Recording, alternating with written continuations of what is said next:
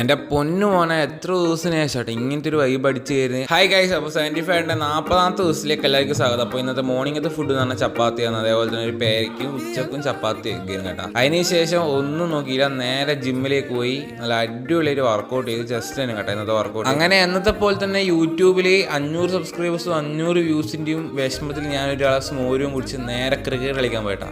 അങ്ങനെ അടിപൊളി വൈബിനും കേട്ടോ. ക്രിക്കറ്റ് കുറേ കാലത്തിന് ശേഷം കളിച്ചോണ്ടാവുന്ന കുറേ ഒലപ്പും കളിക്കാൻ പറ്റി. അതേപോലെ തന്നെ ഒന്നും പറയണ്ട, പണ്ടത്തെ വൈബ് അങ്ങ് തിരിച്ചു കിട്ടിയൊരു ഫീൽ.